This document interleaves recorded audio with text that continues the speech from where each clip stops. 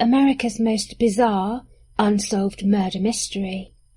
The unexplained disappearance of the Jamison family of Oklahoma in October 2009 is a mystery which seemingly involves zombie-like trances, witches, fighting demons, a bundle of money, and the vanishing of a family in the remote landscape of the Latimer Mountains. For over 3 years, missing persons posters had been circulated, asking if any local people had got any clues as to what might have happened to Bobby Jamison, his wife Sherilyn, and their 6-year-old daughter, Madison. Only the most cryptic of clues had been left behind when they abruptly vanished without any warning. Sheriff Beauchamp summed it up, saying, "A lot of investigators would love to have as many leads as we do. The problem is, they all point in so many directions." The family were last known to have been alive on October the 8th, 2009. On that day, the family left their home in Eufaula, Oklahoma, in their white pickup truck and headed out to the remote Red Oak mountain area, apparently looking for somewhere to move to, and with the intention of looking at some land for sale. The drive to the location where their truck was found has been described as treacherous and hard. It required a 7-mile journey up a small mountain with many dirt roads until you reach a plateau which has been created for a well site. Above this and beyond is the bluff where the land for sale is situated, that the family were heading to. Investigators believe the family reached this spot because religious graffiti such as "Jesus will save you" was found spray painted on an abandoned truck, and this matched graffiti scribbles found at the home of the Jamisons on a large storage container that they'd purchased to move to the wilderness and live in. The abandoned wrecked vehicle had satanic messages written on it, and Sherilyn had written over the messages with "God loves you" and "peace." On October 16th, a couple on ATVs came across their pickup truck in the dirt road which led to the well site, close to the area where they were going to look for the land for sale and where the graffiti was found. The truck was locked, and inside of it, the family's dog was close to death from dehydration. Investigators also discovered the family's cell phones inside the truck, along with a very large amount of cash, $32,000. One of their cell phones showed a picture taken of Madison, the daughter, that investigators believed had been taken there. The family were nowhere to be seen, though, and any tracks to indicate where the family had gone after disembarking from their truck were not visible. Wherever they'd gone, they'd left behind their jackets, all their money, their phones, and their dog. It didn't appear they'd planned on being outside their car for very long. The truck had been facing towards the exit of the plateau, as though they'd turned around and were ready to leave and drive back home. After relatives realised they had not returned from their day excursion on the 8th, an enormous search effort had been organised, with hundreds of volunteers and troopers from the Oklahoma Highway Patrol. Agents from the FBI also arrived. In all, newspapers quote 330 volunteers set out to look for them. And it's probably just a coincidence, but I just thought it was a bit strange because they were on the 33rd latitude.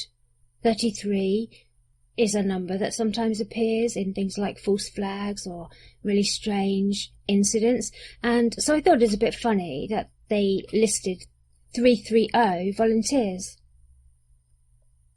Anyway, searchers combed the area on foot, on ATVs, by air and on horses, but they found nothing. Even with the 16 teams of tracking dogs that had been brought in, search teams scanned every part of the vicinity scrupulously. Had they got lost in the wilderness? Or had something far more sinister happened to them? The sheriff, a former US Army Ranger, said his mind was consumed by questions and theories during the search. He said, throughout this whole process, I found myself going back and forth as to what might have happened. Israel Beauchamp said, I'm at my wit's end. I asked for all the help I could get. FBI, private investigators who contacted me. If it had been straightforward foul play, surely the perpetrators would have stolen the money. There was over $30,000 in cash in the vehicle. But a remote, rugged and quiet landscape is not the most obvious choice for a robber to lie in wait, hoping to find a family to rob. Unless they knew them. But the money wasn't stolen. A man who lived a quarter-mile from where the pickup was found was the last known person to see them. He was questioned. He said he saw no one else in the vicinity. The man who owned the land they wanted to take a look at was thought to have been one of the last people to speak to Bobby, and he described him as being upbeat and friendly, and said they spoke for quite some time, and Bobby asked for the GPS of the land and told the landowner that he had a BlackBerry phone and declined the man's offer to meet him to take him to show him the plot of land. Bobby was confident that he would find it. Many have wondered, was their disappearance something to do with a drug deal gone bad? Were the parents drug users? Others wondered, were they in the process of turning state's evidence against drug dealers? Was it simply a criminal case? Or was there something much deeper to this? The county sheriff said it could even have been done by the Mexican mafia. He said they could have done it, that's the theory, because Bobby's dad was linked, allegedly, to the Mexican mafia, and they had burned down one of his businesses in Oklahoma City. Bobby's father died of natural causes in December 2009. At the time of the family's disappearance, he was estranged from his son, according to investigators, and in his will he left everything to his grandchild Madison, leaving his son out. His dad, Bobby claimed, once hit him with his vehicle, and said the whole family were in terror of him when he filed a petition against him. He said his father had threatened to kill them.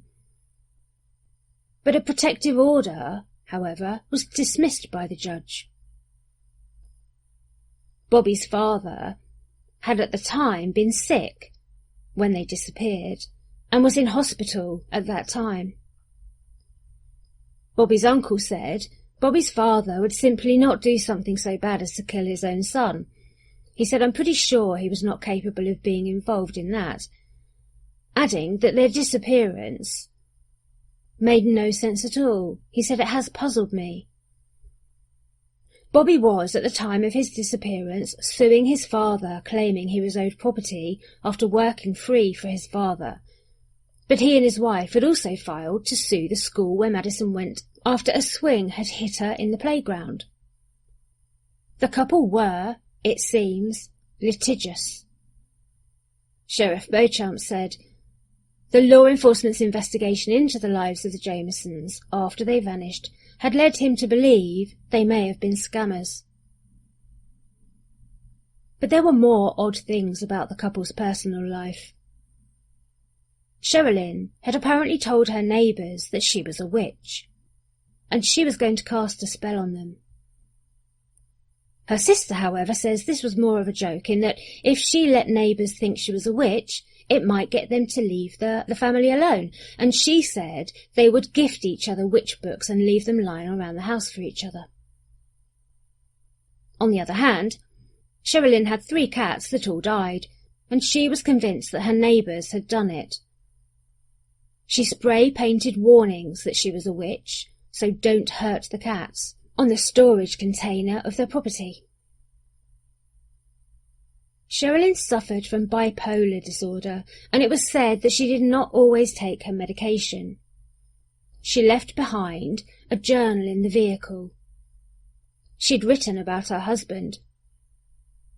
Her journal says, "You are a very toxic person. You need to find happiness. You contaminate everything that you're around. It breaks my heart and saddens my soul that you have turned into a monster that you are. I would not wish my daughter to be raised in foster care because of you being in prison or attempted murder, and her mother dead." However, just 3 days before the family disappeared, she wrote that her husband Bobby was a genius man with special gifts and a loving, tender soul. All my love and always forever. Sheriff Beauchamp said that rather strangely, they were certainly a family obsessed with death, after a letter discussing death had been found at the couple's home. It gets stranger. Oklahoma's Red Dirt News reported that Bobby had been reading a satanic Bible for help with natural remedies to guard himself and his family from the bad spirits or demons who were plaguing them.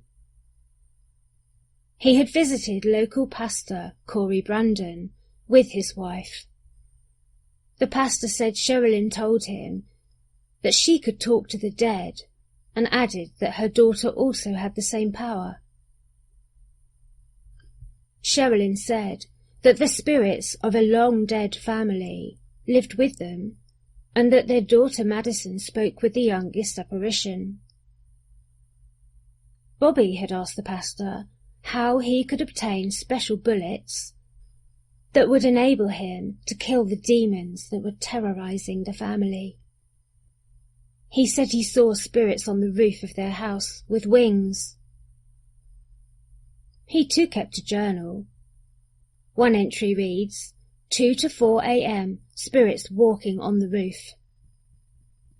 Nikki Shenfeld, Sherilyn's best friend, told the newspaper, "In all seriousness, that house was haunted. I don't want to sound crazy, but whenever I went there, I felt a horrible presence. I would leave feeling so down and depressed. Once, I was in the living room and this sort of grey mist descended down the stairs. It really scared me." Sherilyn told me on a couple of occasions that Bobby, who was such a gentle man, would suddenly come at her with his eyes completely dead and black, like he was possessed. Sherilyn would leave notes around the house saying, "Get out, Satan," and stuff like that. It was her way of dealing with things, said her friend. As people in the area speculated and tried to understand what had happened to the family, an edition of the Oklahoman headlined the story in a very surprising way. The mother of missing Sherilyn Jamison was telling the newspaper that her daughter was on a cult hit list. Sherilyn's friend Nikki said she was contacted by an anonymous woman who made terrifying claims. The woman who phoned her said that she had once been involved with a white supremacist group and that Bobby and Sherilyn were on their hit list. Her mother said they were on this hit list too, but she called the group behind it a religious group located in southeastern Oklahoma. After Investigation Discovery aired a TV special featuring the strange case of the Jamisons, her friend Nikki claims she received a telephone call from an anonymous woman who said that she had ended her own involvement with a white supremacist group that kept a book of names of people who had been a problem for them. And this woman said that after she would see names in this book, when she got home she would look up these names on the internet to see if they'd disappeared or died. the woman made the terrifying claim that on many occasions the names she would look up on the internet turned out to be cases where they'd disappeared. That these names, found in this book, led her to multiple missing persons cases, including the Jamisons. Approximately a month before the disappearance of the family, there was also the case of local pastor Carol Daniels, who was found horrifically murdered in her church nearby. The local district attorney, Mr. Burns, said of the crime scene that it was the most horrific he'd ever seen. But he wouldn't go into details as to why. The pastor's mutilated body was found behind the church altar in a crucifix pose, obviously suggesting a link to satanic ritual. Whoever did this has not been caught. Sherilyn's friend says that the lodger who lived with the family, a handyman, told them he was a white supremacist and that he should probably kill a person like Sherilyn because she had Native American ancestry. Her reaction to this alarming statement was to grab a gun and throw him off the property. The handyman, Kenneth Bellows, however, was cleared of any wrongdoing by the FBI in this case. He was in jail at the time of their disappearance. County Sheriff Robbie Brooks said in an interview, "I believe they were probably high on drugs, high on methamphetamine at the time that they went up to visit the property, that they got out of their car and they wandered off into the mountains." He asserts that from the intelligence he gathered, both parents were frequent methamphetamine users, taking drugs every day. Sherilyn's mother Star and her best friend Nikki say this is not true. Her mother says she used to look after the child when her daughter's depression got worse, although she also said that she'd been estranged from the family in the last few months because of her daughter's emotional problems. Her friend, who used to have a problem with meth, says she could tell Sherilyn was not taking drugs leading up to their disappearance. Well, who's right? The best friend or the intel gathered by the sheriff? Her friend says no meth was found in their abandoned truck or in their home, and in fact, their house had been expensively renovated and was very well maintained. She adds that the day before they disappeared, Bobby had been looking at schools in the area for their daughter to start attending. Prior to this, she'd been withdrawn from school so that they could home tutor her, perhaps in line with their vision of moving to the wilderness to live in the container. Some sources say they were moving because they could no longer afford to live in their house. They were also keen, it was said, to live a more self-contained life off the grid. The $32,000 that had been found in their car was believed to have come from a part settlement from a serious accident Bobby had suffered from. This reportedly left him crippled with constant pain, and both he and Sherilyn were on disability. In their house, there was also a lot of books on spiritual and religious guidance. Her friend says something is very wrong with the way they disappeared and uses as evidence for this the photo taken of Madison up on the mountain before they vanished. She claims the daughter looks terrified. The child is not looking directly into the camera and has her arms folded across her chest. Is she terrified? Or isn't it just simply an innocent stance of a child who doesn't really feel like having her photo taken? That's not her smile, that's not her face when she's happy, claims Sherilyn's best friend. The implication then is that someone was with them, someone was forcing them to do things, and had now done away with them. but how and where? The searchers could find no tracks to follow. A security camera recorded footage at their home, and the camera was apparently installed by the family because of the concerns they had of spiritual attacks. The footage, taken just before they disappeared, is very strange. It shows both adults packing up their truck with many very large items, and they're walking around at times in rather a zombie-like trance state, as though they were not quite there, as though they're disoriented. Or was it fear? Were they being forced into doing this by someone? Were they being compelled to do something by the spirits who were supposedly communicating with them? Was this a supernatural intrusion? Was a voice telling them to do this? Or was this simply the effect of drugs? In the video footage, some say it looks like they're carrying items to the car and then returning the same items back to the house. They also appear to change clothes during this packing up of the car, which doesn't seem to make any sense. Also during this time, a brown briefcase was loaded into the car, and this stayed in the car. However, it was not found in the abandoned truck. What was in that briefcase, and where did it go? Why would they leave their dog in the car, their jackets, their phones and all that money, unless they only intended to be outside of the car for a few minutes? Why could no tracks be found? Bobby had serious constant pain in his back from the car accident. Sherilyn had a bad shoulder that caused pain also. Both were on disability, and Bobby could not walk more than a few metres without having to stop because of the pain it caused. So how did they walk off far enough not to be found in all the searches?